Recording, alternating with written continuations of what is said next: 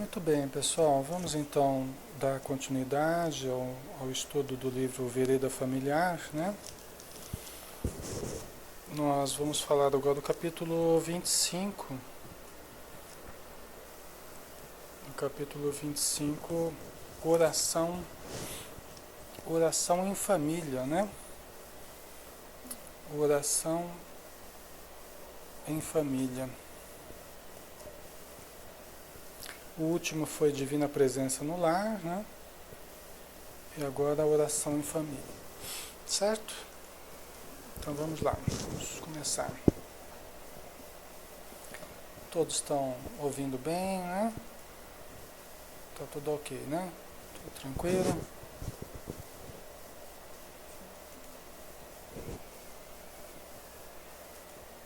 Tá jóia, ok. Perfeito então, vamos lá. Capítulo 25, a oração em família, tá? Luz inapagável passa a brilhar sobre o lar, onde perduram as vibrações da prece.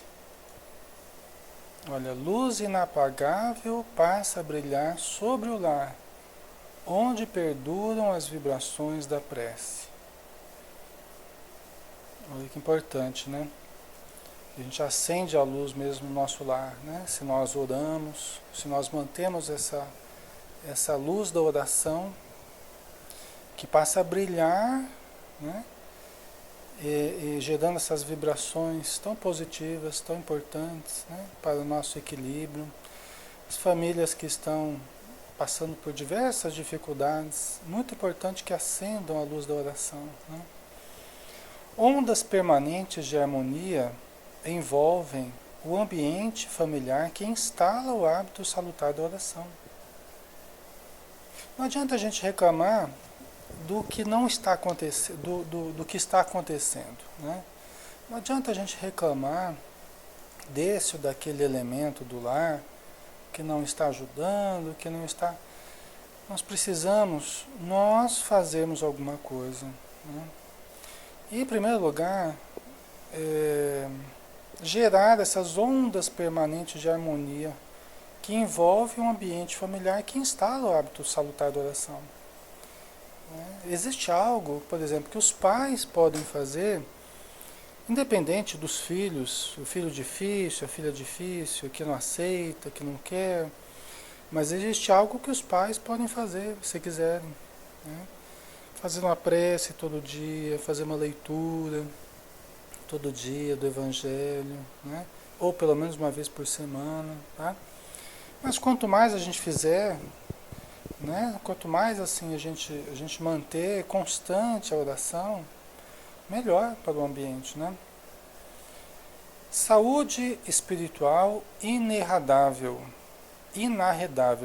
saúde espiritual inarredável costuma penetrar as almas que no reduto doméstico se aliam aos benefícios da prece.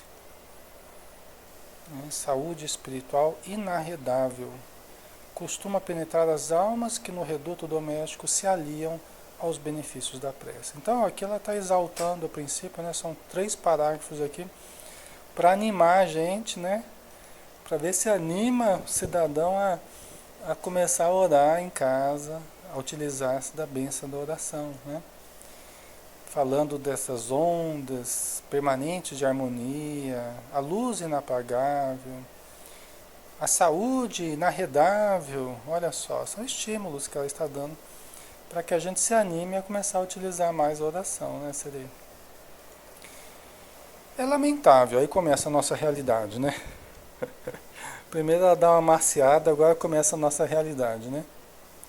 Ela começa a falar da nossa realidade aqui, ó. É lamentável.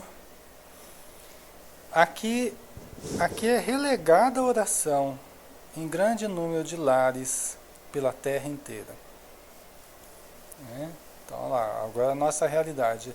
É lamentável o olvido, o esquecimento, né? Aqui é relegada a oração em grande número de lares pela terra inteira. Então os espíritos estão dizendo aqui, Teresa de Brito, né? Que eles observam que nós esquecemos mesmo, que nós relegamos ao esquecimento a oração. né? A Maria é somente na oração que nos fortalece ali, entrando em sintonia com Deus, né? A sereia é uma ferramenta tão potente que temos a nosso favor. E muitas vezes nem nos damos conta, né? Isso mesmo, sereia Maria, né? Então, é um recurso extraordinário que nós temos e que nós temos que aproveitar, né? Da melhor forma possível, né? Desculpem. Então vamos lá. Continuando aqui, né? Mesmo em grupos familiares que envergam a rotulagem cristã, falta o aconchego maior com as fontes fecundas de paz em que se converte a oração. Olha, mesmo em grupos familiares que envergam a rotulagem cristã, falta o aconchego maior com as fontes fecundas de paz em que se converte a oração. Entendeu? Quer dizer que mesmo quando nós nos dizemos cristãos, né, Jesus nos ensinou a orar, né, a utilizarmos da oração, mas mesmo nós, quando nos dizemos cristãos, nós temos negligenciado também, né, de entrarmos em contato com essas fontes fecundas de paz em que se converte a oração. Né? Mais do que pode supor a pessoa que ora, a alma que se liga às faixas luminosas do diálogo com Deus absorve desse estuário bendito do mundo invisível as mais profundas messes de recursos aptos a sustentá-la nas lides em que se movimenta no planeta. Olha quanta coisa boa, né, pessoal? E a gente deixando esse recurso, né? Olha quanta coisa boa. Mais do que a pessoa pode supor, mais do que pode supor a pessoa que ora, né? A gente não imagina, na verdade, né, pessoal? Nós não fazemos ideia do tamanho do benefício. Nós não temos real dimensão do que significa a oração para nós. Infelizmente, nós não temos ainda essa real dimensão. Nós vamos ter lá no plano espiritual. Quando nós enxergarmos o manancial de luz, a assistência dos espíritos, a sintonia com as correntes de pensamentos positivos, né? Aqui nós não temos essa visão clara, lúcida, né? Mas nós podemos, através desses estudos aqui, nós podemos fazer uma ideia, né? Então, mais do que pode supor a pessoa que ora, a alma que se liga às faixas luminosas do diálogo com Deus absorve desse estuário bendito do mundo invisível as mais profundas messes de recursos aptos a sustentá-la, nas lides em que se movimenta no planeta. Veja bem, pessoal, o Joel colocou aqui, né? Como na história rastros na areia, né? Ele que nos carrega, né? Nem sentimos, né, Joel? A gente está reclamando, né? Nos momentos de maior dificuldade é Jesus que está nos carregando, né? É verdade. Vocês sabem que em certos momentos da vida a gente se enfraquece. Sabe qual é o enfraquecimento? O enfraquecimento maior nosso é a falta de vontade, é a falta de significado existencial, é a falta de fé, de esperança, é a falta do evangelho, a falta assim, de vontade de ler, vontade de ir no centro, vontade de fazer as coisas, até de conversar com as pessoas. Esse é o enfraquecimento. Né? Esse é o enfraquecimento que a gente fala. Qual que é o fortalecimento espiritual? Né? Fortalecimento espiritual tem a ver com aqueles estímulos que a gente dá, que a gente vive, que a gente recebe do plano espiritual, que a gente se proporciona, no sentido assim, de começar a orar. É preciso alguma coisa nossa, é preciso alguma atitude nossa, né? A gente recebe ajuda de fora, mas é preciso algo de dentro, né? Para que os recursos se multipliquem. Até Jesus, quando ele estava na multidão lá, e o pessoal estava com fome, precisava multiplicar os recursos. Mas aí ele perguntou, o que tendes? O que tendes? né? Quer dizer, o que você tem? Ah, Senhor, nós temos alguns peixes e uns pães aqui. Aí se multiplica os recursos. Então é preciso alguma coisa. O que nós temos? É preciso algo nosso, né? Tá bom. Mas a gente pega esse pouquinho que a gente tem, esse alguns pães e peixes que a gente tem, a gente não está com muita vontade, a gente não está muito cristão, a gente não está com muita vontade de, né? O que a gente já tem dentro da gente? Às vezes é pouquinho. A gente se aproxima de Jesus como aquele que fala, Senhor, né, cura tal pessoa lá, né? Eu creio, mas fortalece a minha fé, quer dizer, eu creio, mas não creio, na verdade, né? Senhor, eu creio, você crê que eu posso curar? Sim, Senhor, eu creio, mas fortalece a minha fé, porque eu não creio muito, não, né? A gente é mais ou menos assim, né? É interessante que um pouquinho, que aquele grão de mostarda, não é? Aquele grão de mostarda, aquela sementinha de mostarda que pode remover montanhas, a fé do tamanho de um grão de mostarda, é às vezes esse pouquinho que a gente tem, mas que a gente começa a multiplicar. Então a gente vai, mesmo com dificuldade, você começa a fazer prece todo dia, começa a ler uma página do Evangelho pelo menos todo dia, né? É interessante que esses estímulos que nós vamos nos proporcionando, nos proporcionando, né? Vai estimulando a atividade superior, vai estimulando o self, o superconsciente, e desse pouquinho vai se multiplicando. É a multiplicação dos pães e dos peixes que nos alimentam, né? Desse pouquinho vai se multiplicando. Isso é o fortalecimento.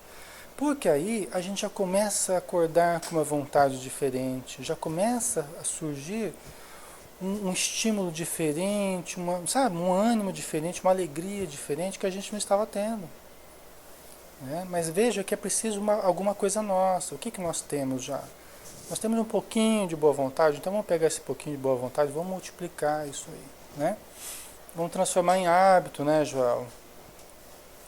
Tá? Isso é muito importante para que a gente possa se fortalecer. E a gente dando esse primeiro passo, os espíritos vão fazendo o resto, eles vão nos levantando, eles vão nos ajudando a caminhar, né? Mas a gente tem que fazer algo, né? É muito importante, algo nosso, né? Tá? Aí a gente já começa a voltar à vontade, alegria, né? O interesse de melhorar, tal. A gente tem que querer ser melhor, cada dia. Tem que ser uma coisa viva dentro de nós, né?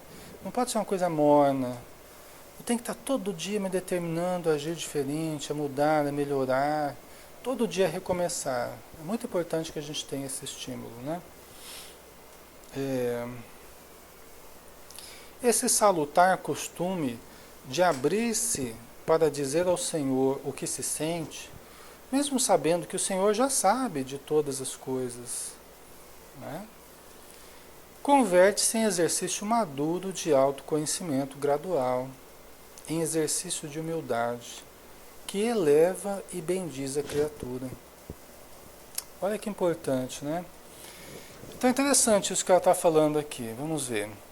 O exercício, esse costume, né, de abrir-se para o Senhor o que se sente.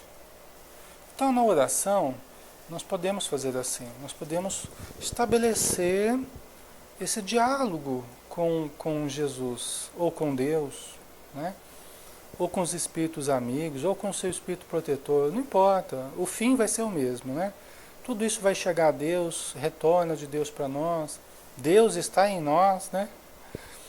Então olha só, o costume, né, seria o costume de abrir-se ao Senhor, olha, eu estou passando por aquela dificuldade, eu sei que eu também não tenho ajudado muito, que eu estou, né, mantendo certos hábitos infelizes, me ajuda, Senhor, a melhorar, por favor, eu preciso mudar certos hábitos, certos sentimentos, tá? Então a pessoa vai conversando, se expondo a Jesus. Veja bem, isso é muito importante, porque é um exercício de traduzirmos em palavras, de gerarmos consciência. É como se estivéssemos conversando com alguém. Lembra que a gente falava que sempre que a gente começa a traduzir em palavras as nossas necessidades, os nossos anseios, as nossas emoções, os nossos sentimentos, as nossas dificuldades, os nossos anseios, os sintomas começam a diminuir. Porque o fato de nós traduzirmos essa energia que está nos incomodando em forma de palavra, vai fracionando a energia desequilibrada e vai saindo através da palavra. Palavra é energia fracionada, quebrada. Cada palavra é um pedacinho de energia. Tá? Então os sintomas vão diminuindo. Além do que, nós estaremos conversando e dialogando com o maior de todos os terapeutas, que é Jesus. Ou com o próprio Criador, não precisa nem falar. Dispensa comentários, né? Dispensa referências, né? Então, é um excelente processo psicoterápico, né? Por isso que a oração é excelente recurso terapêutico. Tá? Enquanto nós estamos conversando com Deus, com Jesus, com os Espíritos amigos, nós estamos nos conhecendo. É autoconhecimento. É exercício de conseguirmos falar o que antes nós nem conseguimos falar. Porque nós nem aceitávamos em nós. Nós nem aceitávamos falar para as pessoas por vergonha, por medo de não ser amado, por medo de se abrir, por medo de ver que nós temos certas dificuldades, né? E nós não queremos ver, nós negamos certas dificuldades que temos. Então olha a importância disso aqui que ela coloca, né? Como exercício de autoconhecimento, de autoaceitação e de autotransformação. Tá? É muito importante isso aqui. Mesmo Jesus já sabendo, mesmo Deus já sabendo, né? Os espíritos amigos já sabendo das nossas dificuldades. Mas a questão não é eles saberem ou eles não saberem. A questão é o exercício que nós nos permitimos, de nós sabermos, de nós expressarmos, de nós aceitarmos e nós queremos mudança. Né? É um exercício de humildade que eleva e bendiz a criatura. Né? Um exercício de humildade. Tá? Vou tomar uma aguinha aqui.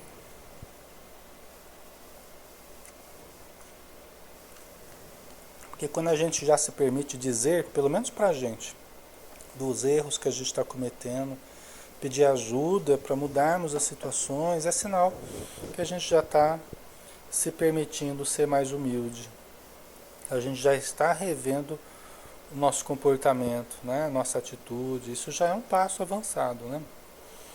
No campo doméstico, pois, ensine a seus filhos desde pequeninos, tão logo consigam acompanhar os pais, a entoar as palavras da prece, que com o tempo irão compreendendo, adicionando seus próprios sentimentos, valendo-se ao mesmo tempo dessa norma feliz, como fuga das tormentas em si ou em torno de si, ou como bálsamo medicamentoso em face dos padecimentos físicos e morais que acaso lhes esbarre a caminhada terrena. Né? Então, se nós tivermos esse hábito da oração, do autoconhecimento através da oração, desse autoexercício de aceitação, né? Oi, Ju, um beijo, seja bem-vinda.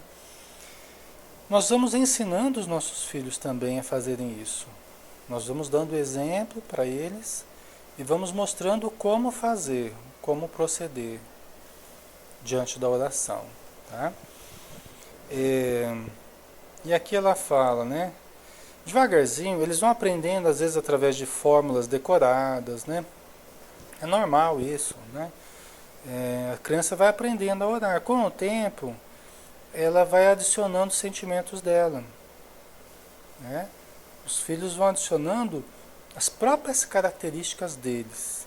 Eles vão acionando o coração, a mente, conforme a conquista de cada um. Conforme o que cada um já entesourou no seu coração. Né? E eles vão aprendendo essa fuga benéfica, que é uma fuga benéfica, né?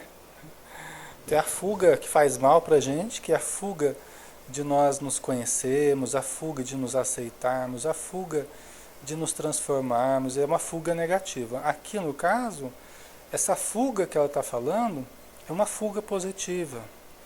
É quando a gente foge, né, das situações afligentes para o recurso da oração. Então a gente usa essa fuga benéfica aqui. A gente foge das aflições e encontra a bênção, o porto seguro da oração. Dos pensamentos negativos, né, Flor? A gente foge dos pensamentos negativos no sentido de evitarmos aquele turbilhão que nos aflige, que nos envolve. Então a gente sai desse turbilhão, né? Cala a boca das ansiedades que clamam vozes incongruentes e faça silêncio para orar. Não é assim que fala aquela oração lá, né? Cale a boca das ansiedades que clamam vozes incongruentes e faça silêncio para orar. Né? Então é isso, a gente sai daquela confusão e busca o refúgio da oração. Né? Porque às vezes a tormenta está dentro da gente e às vezes está fora da gente, ao nosso redor. Não importa, nós podemos usar o recurso da oração, né? Devemos usar. Ou como bálsamo medicamentoso em face dos padecimentos físicos e morais, que acaso lhes esbarre a caminhada terrena. Quer dizer, quando nós estamos padecendo física ou moralmente, ou os dois, utilizemos a oração. Né? Muito importante. A Silvia, situações que ficam nos corroendo, né, Silvia? Exatamente. A Maria, assim, até os espíritos amigos têm mais recursos para nos ajudar. Verdade, Maria. Isso é uma realidade, porque muitas vezes nós estamos passando por dificuldades, mas tão aflitos. Tem até uma mensagem do Emmanuel, que ele fala num dos livrinhos dele do Evangelho, que ele fala assim que Deus fica esperando a gente se acalmar. Que Jesus fica esperando a gente se acalmar. É lógico que Ele nos ajuda a nos acalmar também, mas existe algo também que nós temos que fazer, que é nosso. Né? Nós temos que nos ajudar também. Né? A gente tá pedindo, mas às vezes tão desesperado, tão aflito, né, que é até difícil, muitas vezes, de nós encontrarmos o alívio. Porque nós temos que oferecer algo também. Né? É como a gente querer socorrer uma pessoa que está se afogando lá, né? É difícil socorrer porque a pessoa, daqui a pouco, se descuidar, ela afoga a gente junto, né? Então, a gente precisa usar recursos para a gente se acalmar, né? Para elevar mais a vibração e poder usufruir mais desse manancial, né? Então, vamos lá.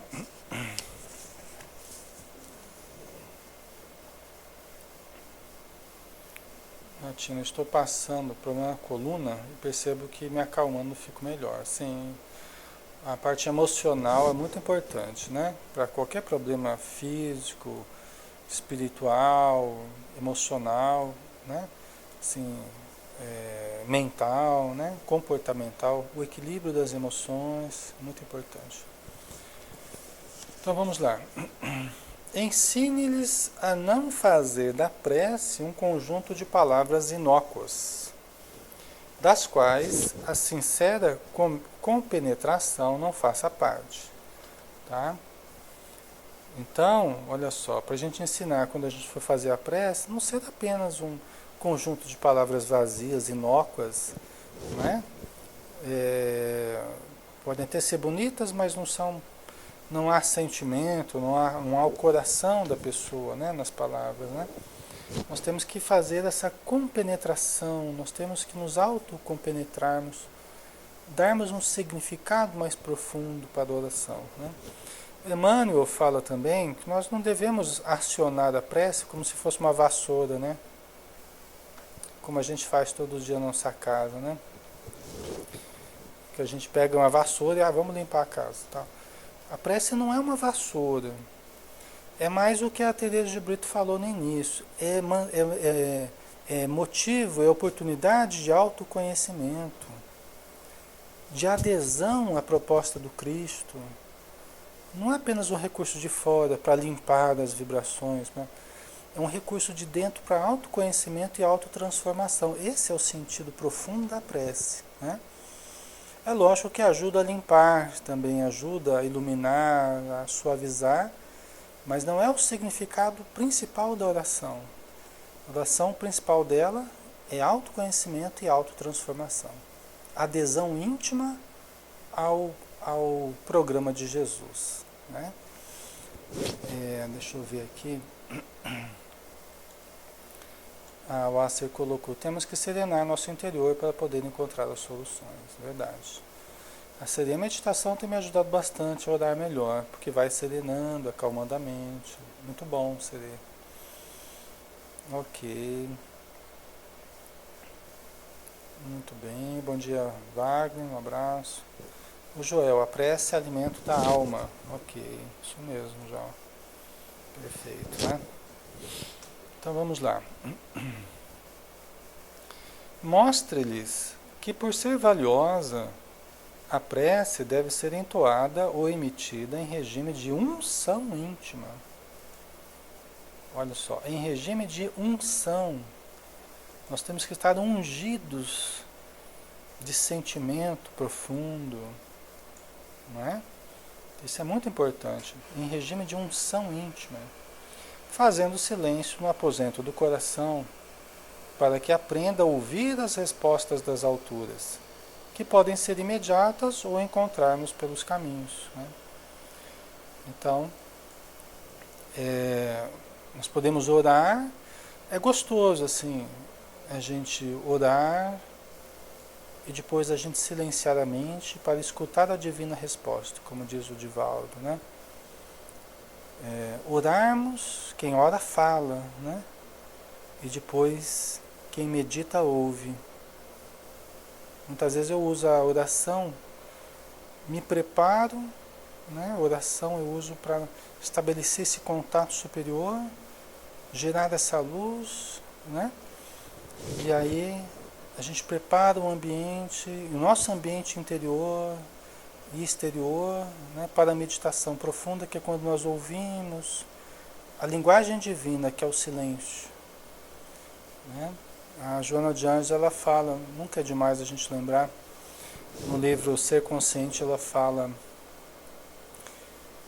que o homem fala e produz ruído. É nobre e útil quando se comunica, mas se agiganta se passa a viver em silêncio mental. O homem fala, né? E se comunica, né? Faz ruído e se comunica, uma coisa assim. É nobre, não, o homem fala e produz ruído. É nobre e útil quando se comunica, mas agiganta-se se consegue viver em silêncio mental.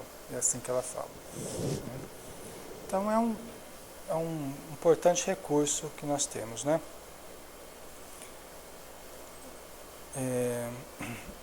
Ok, Serei, um abraço. Afervore-se a oração em seu lar, seja na estação feliz das alegrias domésticas, seja nos momentos ou nas quadras de testemunhos difíceis. Né? Afervore-se a oração em seu lar, seja na estação feliz das alegrias domésticas, seja nos momentos ou nas quadras de testemunhos difíceis. Momentos bons é quando nós compartilhamos a mesa de Jesus, né? O pão da alegria, do bem-estar, né? Os momentos difíceis, os momentos de testemunho, em que nós também usufruímos de inúmeros recursos divinos da providência, né? Do amparo superior. Muitas vezes nem suspeitamos o quanto temos sido ajudados, né? Mas sempre devemos orar. Sempre devemos usar esse recurso, né? Evite demonstrar aos seus familiares qualquer ansiedade injustificável para quem ora. Evite demonstrar aos seus familiares qualquer ansiedade injustificável para quem ora. Gente, ansiedade não combina com paz. Se a pessoa falar assim, olha, eu estou ansioso para viver em paz, você pode ter certeza que essa pessoa desse jeito ela não vai encontrar paz nunca.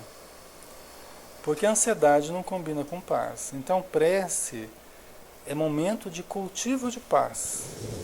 Se vocês fizeram a prece ansiosa, já não estarão usufruindo dos benefícios da prece, né?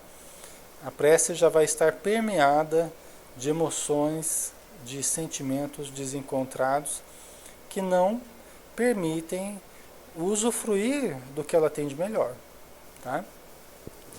Então, às vezes um familiar vai fazer a prece, você fica lá ansioso e mexe a mão e ajeita a cadeira né, e fica lá fazendo barulho e bocejando, e o outro fazendo prece lá, e você ansioso e olha no relógio e não acaba essa prece, né?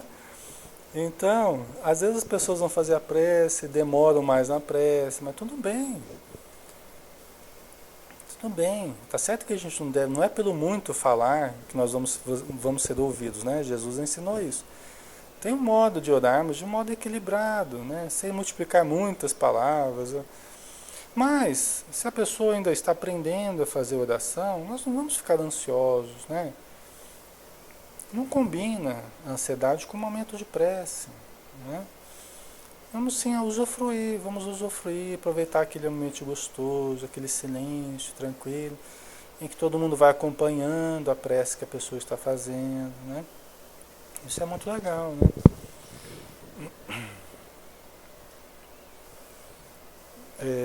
Entregue-se incondicionalmente ao Pai Criador, realizando a parte que lhe cabe no cenário de sua vida, certo de que aquilo que pedindo na oração não obtiver, é que você não está no momento ideal de receber as bênçãos que busca. Emmanuel até diz que a demora em obtermos aquilo que nós estamos pedindo é porque a espiritualidade está construindo a situação, está produzindo os recursos ou sintonizando-se com as situações mais adequadas para que elas venham de fato a suprir as nossas necessidades. Não sejam apenas paliativos, não sejam apenas situações passageiras, mas sejam resoluções definitivas, né? Realmente estruturadas. Tá? É muito interessante isso, porque às vezes a gente está pedindo, né? E parece, mas está demorando, né? Parece que os recursos, as situações não mudam, tal. Mas é porque a situação está, a gente acha que está demorando porque ela está se produzindo de acordo com o que nós necessitamos de fato e de um modo que virá realmente ajudar. Às vezes não é do modo que a gente imaginava, não é do modo até como a gente queria, mas é do modo como precisava e como seria o melhor para nós. Mas sempre nós temos a resposta às nossas orações, né? Maria, esperar a hora certa, né? Verdade. Foi assim, é que às vezes aquilo nem é bom pra gente, exatamente, dependendo do que a gente pede, né? Muitas vezes nós não estamos pedindo aquilo com discernimento real, de maneira justa, né? Diante do que a gente realmente precisa. Então, Deus vai dando realmente conforme o que é bom para nós, né? Isso, é isso aí. Então vamos lá.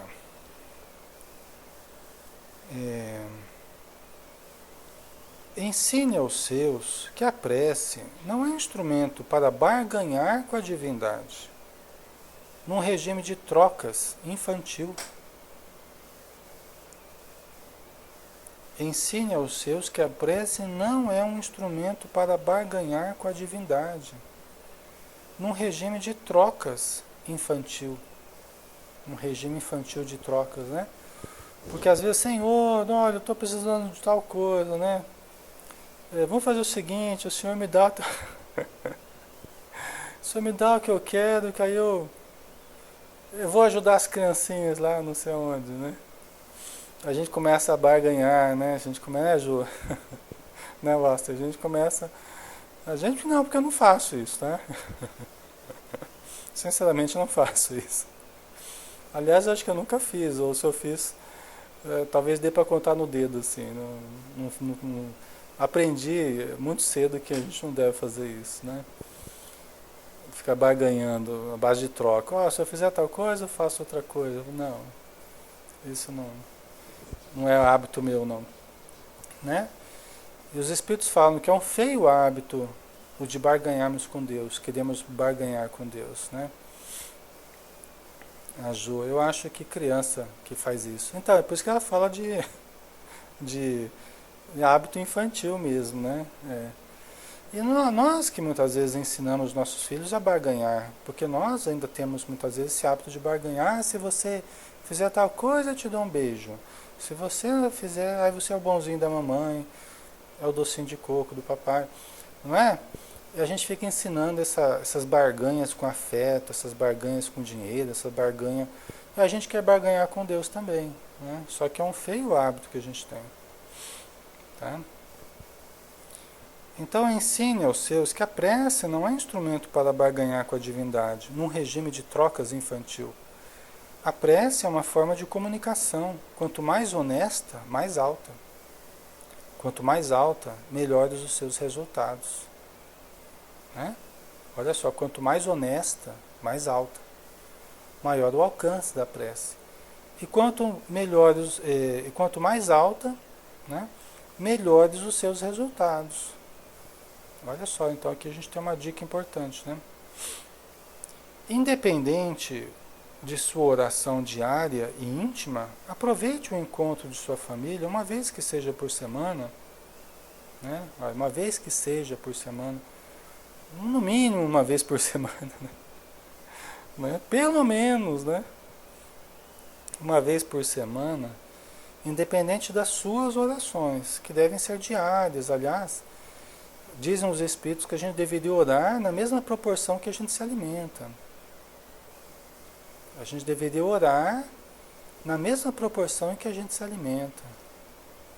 Né? Então, quem gosta de fazer 10 refeições por dia, aproveita e já faz 10 orações por dia. Quem gosta de fazer 6 refeições, 4 refeições, 5 refeições. Assim, ó, é o café da manhã, o lanchinho no meio da manhã, almoço, lanchinho no meio da tarde, janta ou lanchinho no final da tarde, né? Depois tem a ceia. Ai, não é, pessoal? Aí varia conforme o gosto do cliente, né? Aí os nutricionistas falam, tem que comer de 3 em 3 horas, né? Aliás, depender de algumas pessoas, a gente passa o dia só comendo também, né? Mas é isso aí. Mas lembrar sempre de orar. A ideia é essa, né? Não vai fazer mal pra gente, só vai ajudar a gente a manter a nossa vibração elevada, né? Então, pelo menos uma vez por semana, em qualquer dia, em qualquer horário, que possam estabelecer para a prece em conjunto. Tá? Diante da mesa posta do Evangelho de Jesus, recolherão você e os seus os mais sublimes e valiosos recursos da divindade, para que consigam dar conta dos múltiplos compromissos da presente reencarnação, sem perda de tempo. Né? Então, olha só, o Evangelho de Jesus, né? Na obra do André Luiz tem um conceito dos espíritos amigos lá que eles falam assim, né? Tem um deles lá que fala assim, que o Evangelho dá equilíbrio ao coração. Às vezes a gente não sabe como agir, às vezes a gente não sabe o que fazer, como se portar, as emoções desencontradas, o Evangelho dá equilíbrio ao coração, equilibra o sentimento, né? E com o Evangelho de Jesus, né, nós recolheremos os mais sublimes e valiosos recursos da divindade para que consigamos dar conta dos múltiplos compromissos da presente reencarnação, sem perda de tempo. Quer dizer, ele nos estimula a trabalharmos, a estudarmos, a aprendermos, a convivermos, a amarmos, sem perda de tempo. Até a descansarmos de forma positiva, a termos lazer de forma equilibrada, sem perdermos tempo. Perder tempo aqui não quer dizer descansar, viu, gente? Às vezes a pessoa acha que, mas então não posso perder tempo e fica trabalhando o dia inteiro, a noite inteira, né? E não posso perder tempo, não posso perder tempo, que tem que... Calma lá, né? A coisa não é assim também, não é uma sangria desatada, né? Até descansar é importante, mas nós temos que aproveitar bem o descanso.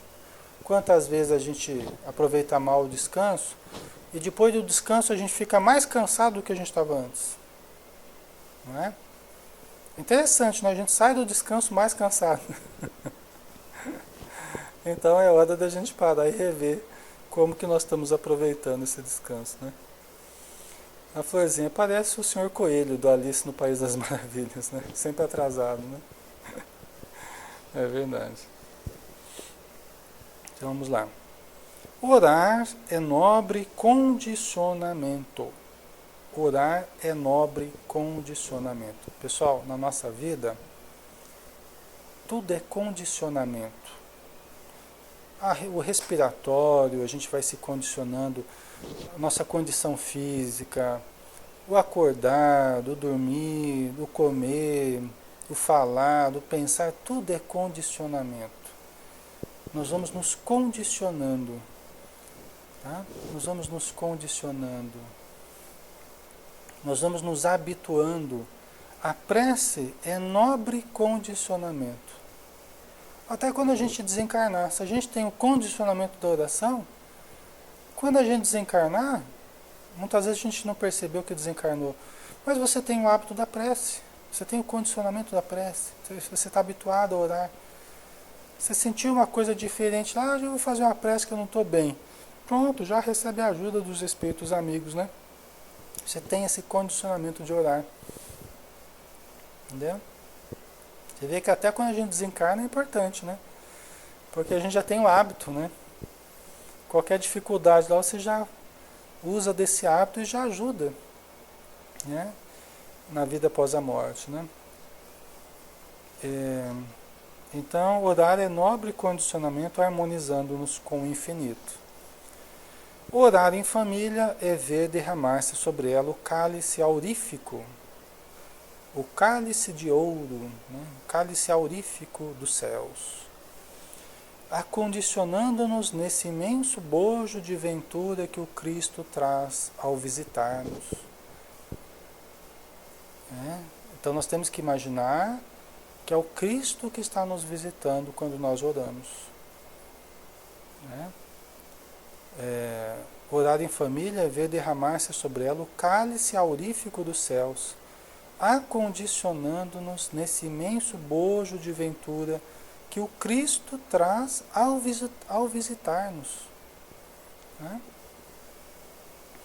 Ensine seus entes queridos a se utilizarem das formidáveis bênçãos que movimentamos para o equilíbrio e para a presença da luz em nosso cenário doméstico.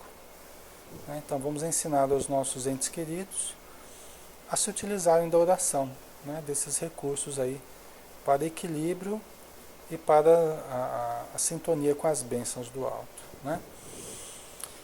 Muito bem, pessoal, é isso então. Nós temos aqui mais alguns estímulos, dos bons espíritos. Semana que vem nós vamos falar do capítulo 26, Enfermidade na Família, tá?